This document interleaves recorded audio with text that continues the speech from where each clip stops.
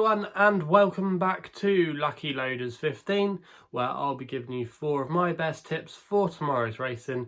Before we get stuck into that, I just want to alert your attention to the latest episode of the In the Saddle podcast. For those that aren't aware, I run my own racing podcast and we aim to produce a new episode every week, and in our latest episode we are previewing Champions Day at Ascot this Saturday, where we go through all 6 races on the card and we give a selection for each race. And we were joined again by former jockey Paul Callaghan. It was great to have him on. So if you want to listen to our thoughts and feelings for the racing at Ascot on Saturday, you know what to do. Just click in the description box below where we've got links to our SoundCloud, iTunes and Spotify accounts. So we've got all the podcast platforms covered. And if you want to listen to it, just hit the links in the description box below. But let's get into the tips for tomorrow's racing.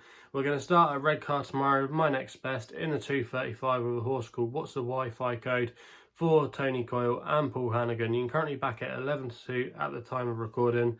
I'm just recording this video after 9 o'clock on Thursday evening, so these are the current prices at the time of recording. Now this horse, What's the Wi-Fi code?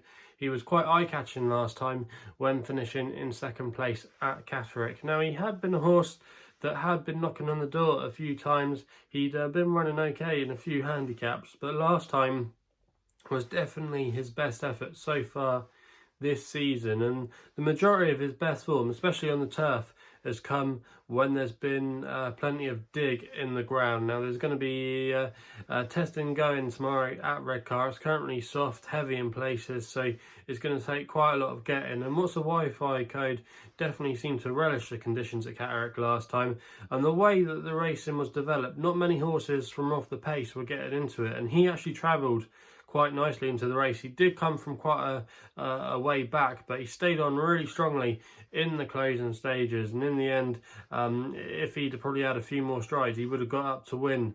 But I think if he replicates that run tomorrow, he's got a fairly good chance. Now he's stepping up in trip to 7 furlongs, which I don't think is a negative.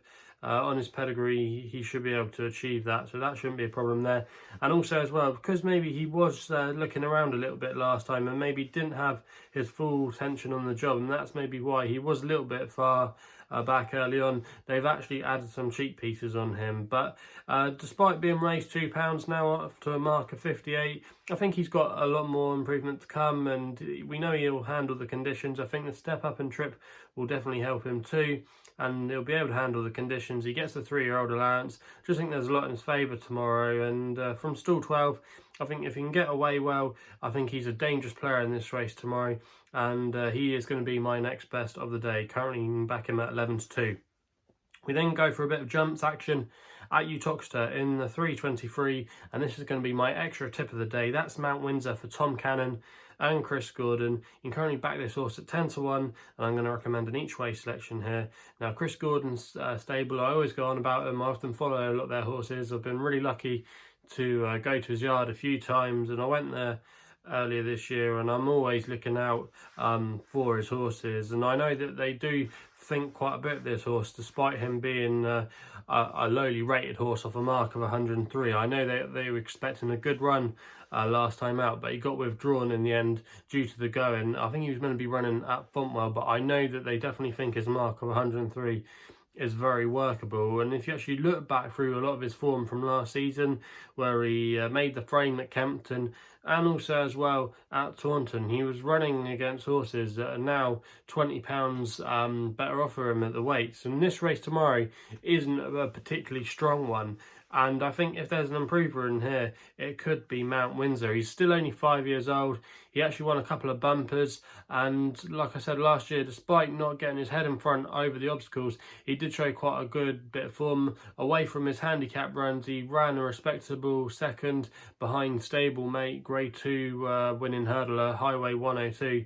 So I think he's definitely got a bit of ability off a mark of 103, and I think he's got a few pounds to come from that mark. And Chris Gordon's stable, okay, they haven't had a winner for nearly a couple of weeks. It will say, if you look at his recent record, he's operating at 25% strike rate. He hasn't been having, to be fair, too many runners, but if you actually look at how Chris's horses have been running so far this season, they have been running well, and a lot of them haven't tended to need the run. And I just think, like I said, Chris Gordon, he's an underrated trainer in my opinion. This Mount Windsor, I think there'll be a little bit more to come from this season. And handicaps from him over the obstacles. I just think he would have learnt a lot from last season, and he is fairly treated off his mark from some of his form from last year. So at 10-1, I think if he can deliver on that promise from last year, he's a massive each way player in this race tomorrow, and I'll be quite surprised actually if I could see him maybe halving in price. I could see him maybe going off 5 or 6 to 1. I could see there being quite a bit of support for him, and for me, I think he's a lively danger in that race. So that's going to be my extra tip of the day. We then go with my long shot of the day in the 340 at Fakenham, and I'm going to go with a small chance, or a big outside chance here, the big outside chance here of a fixed rate, for Harry Bannister and Charlie Mann. You can currently back him at 33-1. And I'm going to recommend a small stakes each way bet here. Now, some of you might be thinking, God, why the hell is he going for this one after he was well beaten on his return at Stratford when he finished in 8th place? Now, I can forgive him that run because I definitely think he needed it. He shaped like he really needed it. And he'd been running off quite a high mark for a little while, and he's now been dropped down to a mark of 130, which I think is a very workable mark for him. Now, if you look through his profile, he does tend to be an early season type. You want to normally catch him on his first few runs. I know he has won fresh or run well fresh before, but I just think he really needed that run this season. And like I said, he's now been dropped £5 for that run at Stratford, down to a mark of 130, which I think is very workable. But yeah, going back to fixed rate, he's shown some really good form so far during his career, and he's still got a bit more to come over fences, I think. Now, he put 2 nice performances together, including a really emphatic win a couple of years ago at Kelso when he bolted up by 14 lengths. After that, he did suffer from the handicapper, going up really markedly in the weights, but he's now down to a mark of, like I said, 130, and on his on his first appearance last season, he actually ran a respectable 2nd place at Aintree, and I just think he's had a few weeks now to recover from that exertion at Stratford. I think he'll be in a good position for this, and he's not badly treated at the weights in my opinion. Now, he goes well at Fakenham as well. He's only run there twice in his career, and he's got a win and a 2nd place under his belt, so we know that he likes the track. And even though there is going to be quite a bit of pace on here tomorrow, I think some of the others that are likely to be up there at the pace, they're either A, not good enough, or B, they're quite exposed and they might struggle. So if fixed rate can get into a good rhythm of jumping early on, and maybe get to the front and dictate the tactics of the race, I think at 33-1 he could be a massive play, where quite a few in here are going to need the run or they're exposed. And fixed rate, like I said, he's now down to a workable mark. The ground will be in his favour. He's a big price in my eyes, and I could see them being a bit of money around for him. Charlie Mann's horses as well, when they do win, they don't tend to win at short prices. He's often a bit of a shrewdie. A lot of them are quite big prices when they win, and Fakenham is a track actually he normally does quite well at. So for me, I just think there's quite a few things in this horse's favour tomorrow, and he's not to be discounted at a massive price. And for me, he's going to be my long shot of the day. So that's fixed rate in the 340 at Fakenham. So that's going to be the tip there. We then go the Nat, which runs over the RSC tomorrow in the 7:15 at Dundalk with a horse called Brunelle for Colin Keane and Jer Lyons. We know Colin Keane's in great form at the moment, chasing that Irish Jockeys Championship, and Jer Lyons, who he's the main stable jockey for, is also in good form, operating at a 31% strike rate. Now, this Brunelle you can currently back at 13-2, and I'm just going to recommend a win-only bet tomorrow. And I think this horse is quite a big price, and I was surprised when I was reading up about the market for this race that he wasn't this filly wasn't favourite. Now, she's got 2 wins from 5 career starts, and I will admit this season we haven't seen her at her best. I think you can forgive her first start of the season in a listed race. Just forgive that one, put a line through that.